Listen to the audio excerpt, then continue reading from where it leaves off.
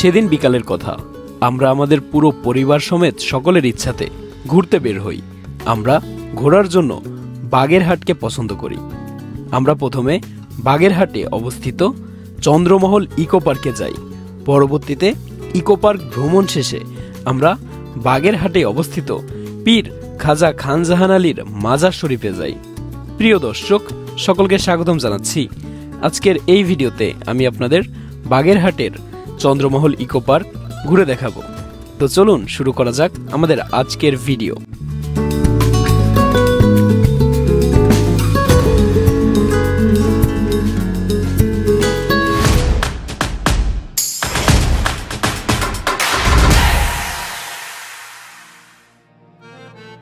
সকলকে আরো একবারের জন্য স্বাগতম। আমি বন্ধন, একজন বাংলাদেশি ট্রাভেলার। আমি দেশের বিভিন্ন প্রান্তে ভ্রমণ করে থাকি এবং সেগুলো আপনাদের মাঝে ভিডিও আকারে উপস্থাপন করে থাকি। তারই ধারাবাহিকতায় এবার আমি ছুটেছি বাগেরহাটের উদ্দেশ্যে।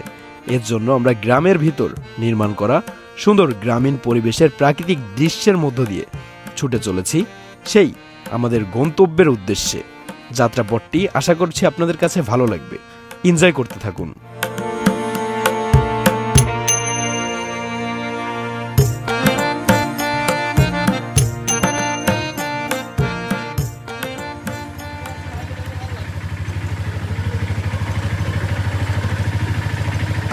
দর্শক, আমি বর্তমানে চন্দ্রমহল ইকো পার্কে প্রবেশের যে মূল রোড, সেই রোডে রয়েছে। আর এই রাস্তার কোয়ালিটি এত জঘন্য, মানে আপনি বাইক নিয়েও ভিতরে প্রবেশ করতে পারবেন না, অতি ভাঙাচোরা। যারা কার নিয়ে আসবেন তারা একদম হাইওয়ের সাথে রেখে এরপরে ভিতরে পায়ে হেঁটে প্রবেশ করবেন। যাত্রাপথের রাস্তায় আপনারা পার্কিংয়ের ব্যবস্থা পেয়ে যাবেন।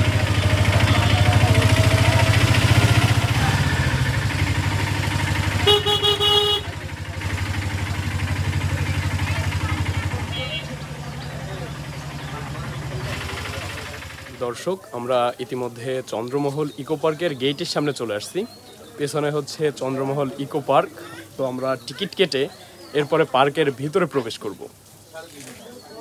চন্দ্রমহল ইকো পার্কের প্রবেশ মূল্য 60 টাকা করে।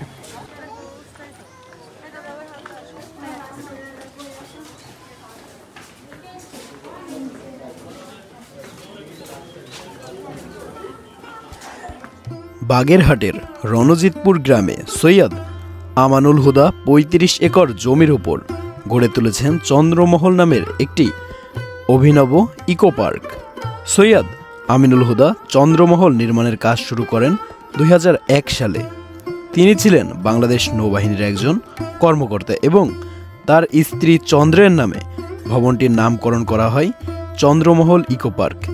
এটি বর্তমানে দর্শনীয় স্থান হিসেবে উন্মুক্ত রয়েছে, যার কাজ শেষ হয় ২০০৯ সালে। বর্তমানে এটি পিকনিক স্পট ও দর্শনীয় স্থান হিসেবে বেশ পরিচিত। সামনে এটাই যে ছোট্ট করে, এটা হচ্ছে আন্ডার ওয়াটার রোড, ছোট একটা টানেলের মতো। তো আমরা ওইটার ভিতরে একটু যাব।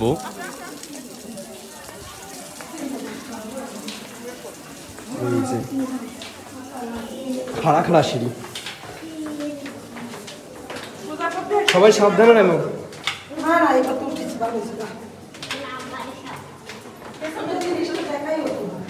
দর্শক, অলরেডি আমরা এখন বর্তমানে আছি পানির নিচে। এপাশে গ্লাস দেওয়া আছে, তবে গ্লাসের উপরে প্রচুর পরিমাণ ময়লা জমে গেছে, যার ফলে কিছু দেখা যায় না আর কি। এপাশে একই অবস্থা। আর সামনে মানে খুব সামান্য ছোট্ট একটি টানেল আর কি।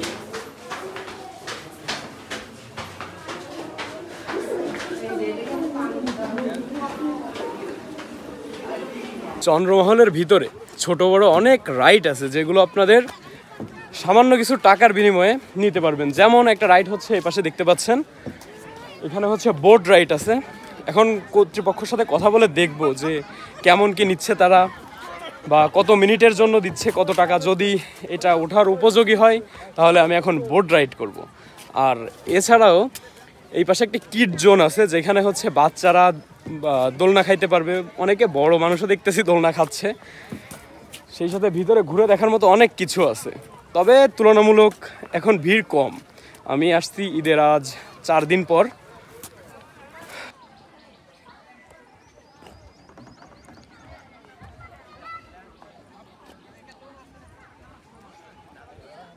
যে এরিয়া, এই এরিয়া থেকে হচ্ছে বোট রাইড শুরু হয়।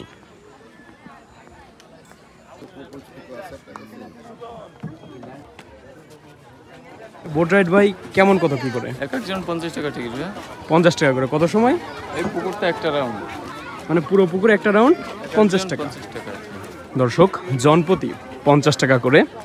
এখানে যে ছোট পুকুরটি দেখতে পাচ্ছেন, এই পুরো পুকুরটা একবার রাউন্ড করে আসতে হচ্ছে আপনার জনপ্রতি খরচ পড়বে 50 টাকা। আর এখানে এ ধরনের বোট, এই যে এরকম বোট আছে, এরকম বোট সহ আপনারা বিভিন্ন ধরনের বোট পেয়ে যাবেন।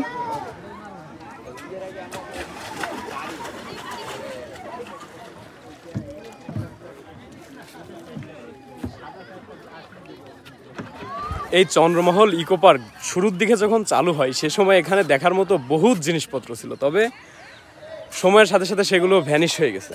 এই যে এটা হচ্ছে একটি পদ্ম ফুলের বা শাপলা ফুল বলা চলে, এটা পদ্ম ঠিক না, এটা শাপলা ফুলের ছোট একটি লেক।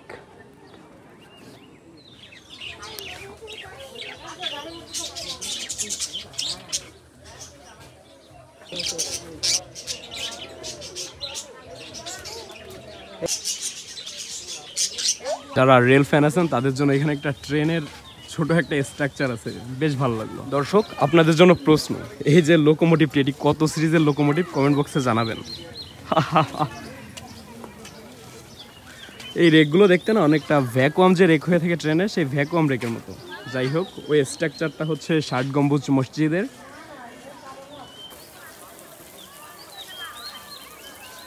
প্রিয় দর্শক, চন্দ্রমহল ইকো পার্ক পুরোপুরি ঘোরা শেষ। ছোট্ট একটা এরিয়ার ভিতর আসলে এদের আয়োজন করা আর কি।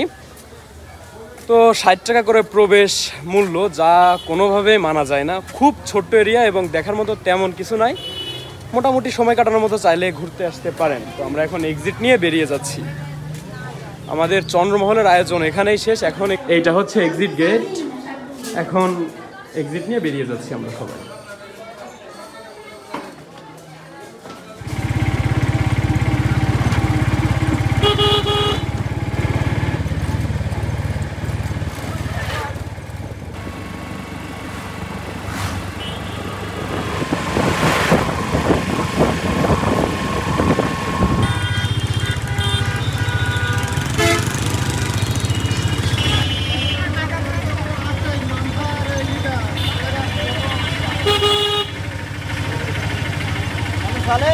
আমরা ইতিমধ্যে প্রবেশ করছি খাজা খান জাহান আলী রহমাতুল্লাহ আলাইহির মাজারে সামনে। এটা হচ্ছে প্রবেশ ফটক গেট, পার করলাম মাত্র।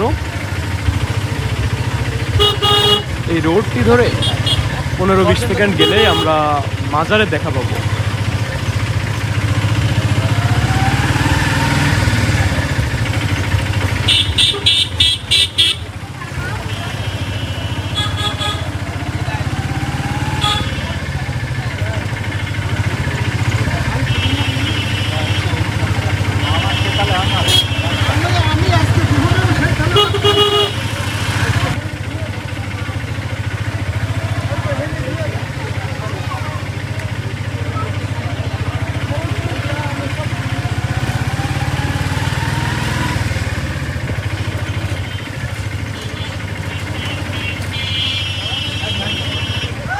আমার সামনে যেই প্রবেশ গেটটি দেখতে পাচ্ছেন, এটি হচ্ছে সেই বিখ্যাত খাজা খান জাহান আলী রহমাতুল্লাহ আলাইহির মাজারের মূল ফটক বা মূল গেট।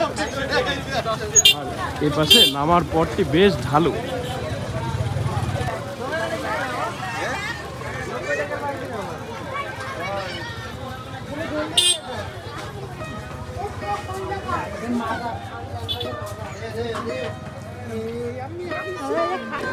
এই যে যেই গম্বুজাকৃতির ভবনটি দেখতে পাচ্ছেন, এইটাই হচ্ছে সেই মাজার প্রাঙ্গণ। আসলে এর ভিতরে হচ্ছে কবর আছে, আর ওই কবরকে ঘিরেই হচ্ছে যত আসলে কি বলবো পূজা প্রকৃতির। আসলে মুসলিমদের কাছ থেকে এটা কখনোই আশা করা যায় না, কারণ মাথানা তো আমরা শুধু মহান আল্লাহ তাআলার কাছেই করব।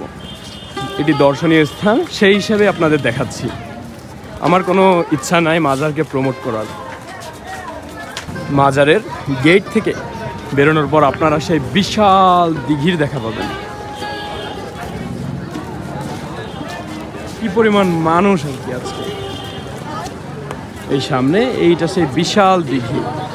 এই যে পাশে যে পুকুরের ঘাট, এখানে হচ্ছে যারা মাজার পূজারি আছে অনেকেই নিয়াত করে, যেগুলো আসলে সম্পূর্ণ বেদাত। যে ওরকম যে গোসল করতেছে অনেকে, এখান থেকে পানি পর্যন্ত মানুষ বোতল ভরে নিয়ে যায় পান করার উদ্দেশ্যে। যদি দেখাই কি পরিমাণ ময়লা, এই ময়লা পানির ভিতরে সবাই নেমে রীতিমতো গোসল করছে।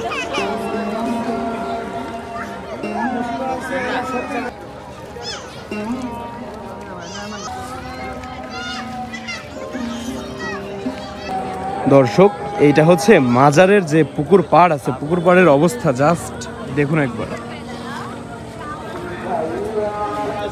আর মানুষজন রীতিমতো এখানে এই যে উজু করতেছে, এখান থেকে পানি অনেকটাই দেখছি পানি পান করছে পর্যন্ত, এবং বাসায় নিয়ে যাওয়ার জন্য বোতলে সংগ্রহ করছে। পর্যাপ্ত জীবাণুযুক্ত পানি আর কি। যদি এই দিঘিটির শেষ প্রান্ত দেখানোর চেষ্টা করি, বহুদূর পর্যন্ত, বেশ বড়, বেশ বড়।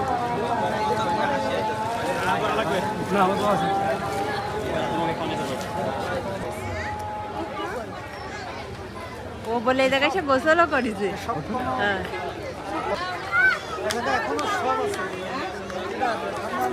তুমি তো আসলে না,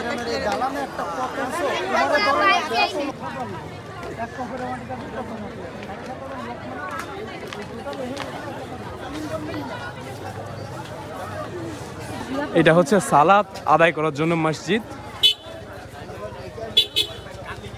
আমরা হচ্ছে সন্ধ্যার শুরুর ভাগে আসছি, মাগরিবের আজান হয়েছে মাত্র, সবাই আসলে নামাজের জন্য মসজিদের ভিতরে প্রবেশ করছে।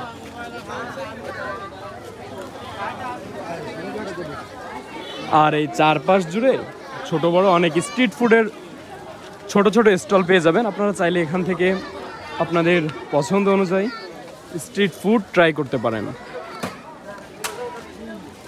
চটপটি, ফুচকা, হালিম, ফালুদা ইত্যাদি অনেক খাবার একসাথে পেয়ে যাচ্ছেন।